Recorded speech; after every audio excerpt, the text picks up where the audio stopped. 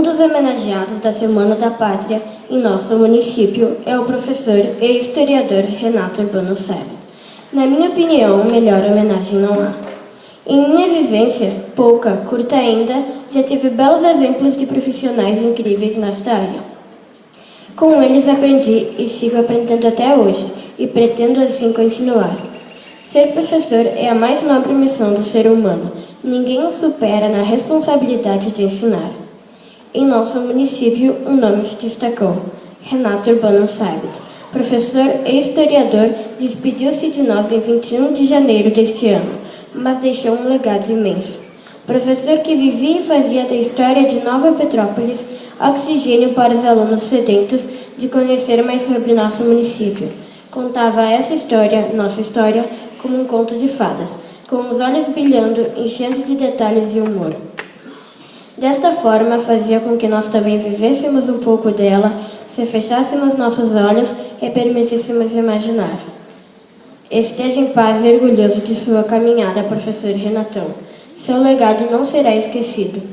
Professores de Nova Petrópolis de minha escola, obrigado por levantarem a bandeira da educação, por cumprirem essa nobre missão que me beneficia, e a todos que aqui estão também. Obrigado sempre.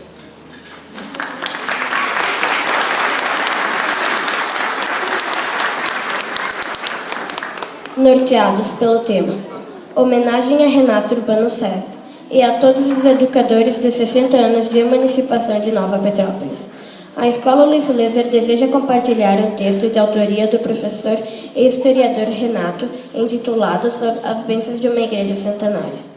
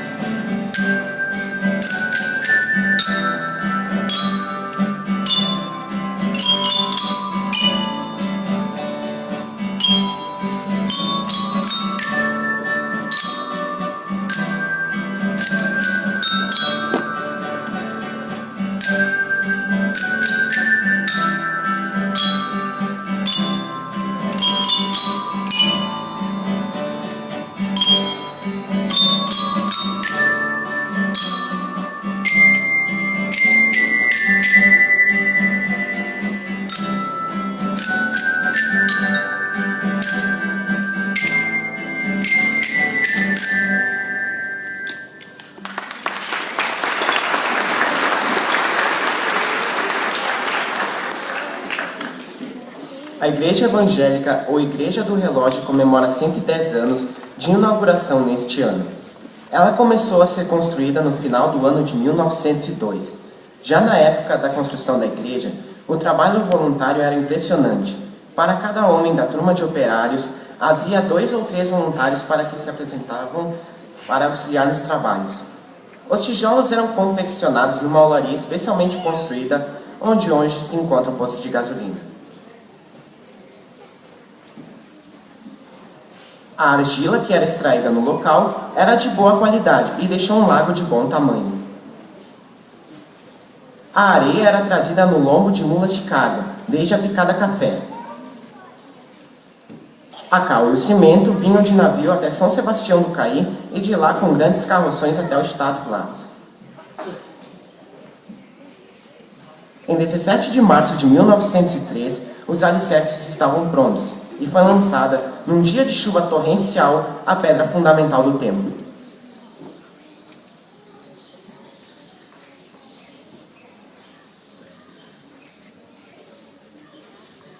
No dia 22 de outubro do mesmo ano, foi erguida a estrutura do telhado.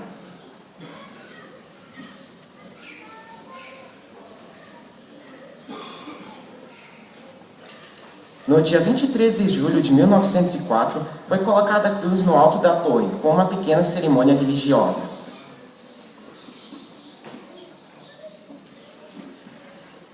No dia 30 de março de 1905, foram instalados os sinos, completando, portanto, 100 anos.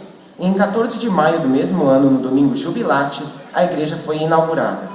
As dimensões da igreja eram imponentes para a época e para a vila de Nova Petrópolis.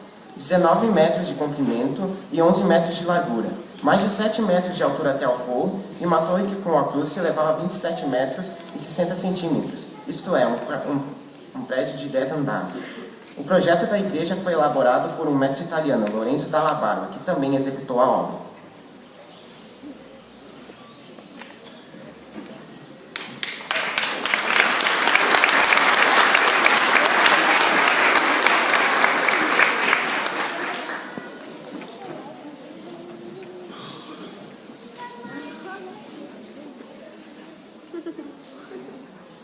Antiga Vila de Nova Petrópolis, a silhueta de uma igreja colonial situada na parte mais elevada do povoado é um sinal de fé.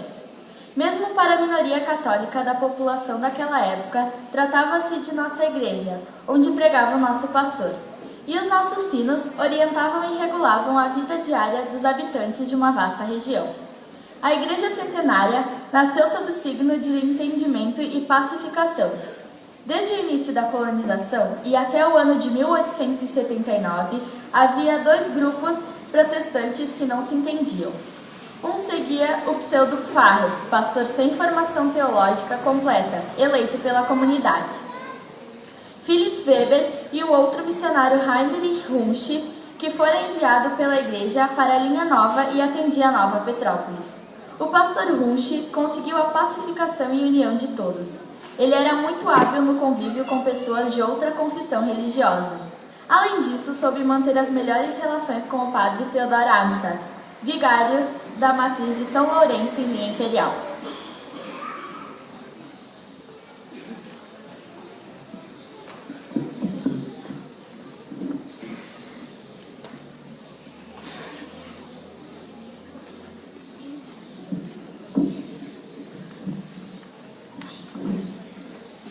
Aliás, a torre da igreja era assunto de muita conversa nas famílias, nas ruas e nos botecos. Muitos duvidavam que ela pudesse resistir à força dos ventos, especialmente naquela altura. Na venda, de fronte dos Speer, até foi fechada uma aposta envolvendo certo número de garrafas de cerveja sobre se a torre, quando caísse, cairia para o lado norte ou para o sul. Esta aposta não chegou a ser decidida. A torre continua de pé, enquanto os dois apostadores, por certo, há muito descansam na eternidade. E lá na resistente torre estão os sinos que foram encomendados nas célebres fundições de Bochum, na Alemanha, com uma contribuição extra de R$5.000, em torno de R$425, de cada um dos membros da comunidade.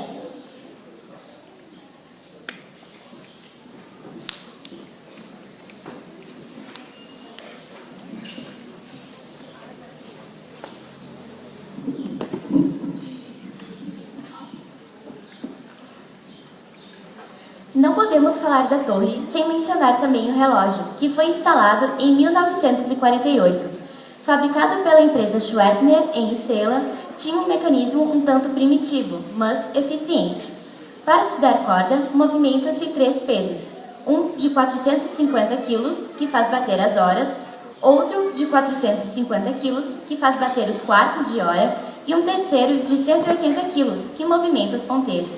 Para fazer esta movimentação, era preciso tocar uma grande manivela, que, através de uma transmissão, enrola cabos de aço que sustentam esses pesos. Isso acontecia normalmente uma vez por semana. Quem cuidava do relógio com o carinho necessário era o Sr. Egon Grebin.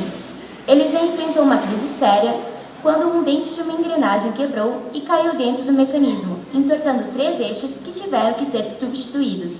Hoje em dia, o relógio sofreu algumas modernizações.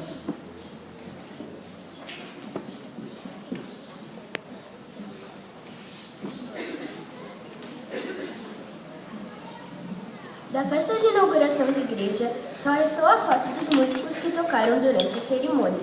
Destaca-se que quase todos os nomes são de famílias que ainda hoje são atuantes na comunidade. 3 músicos de sobrenome Mikaelsen, 2 de sobrenome Kell, 2 Hauk e 1 Kell.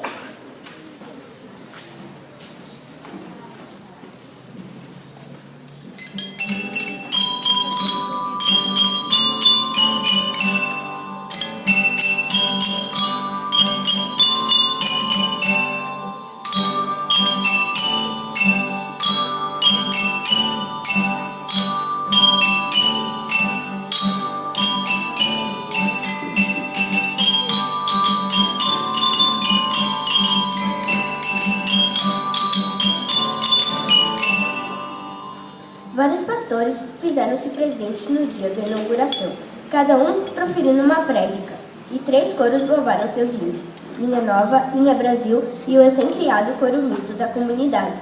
Houve uma pausa de 2 minutos para que o soar dos sinos pudesse falar aos presentes.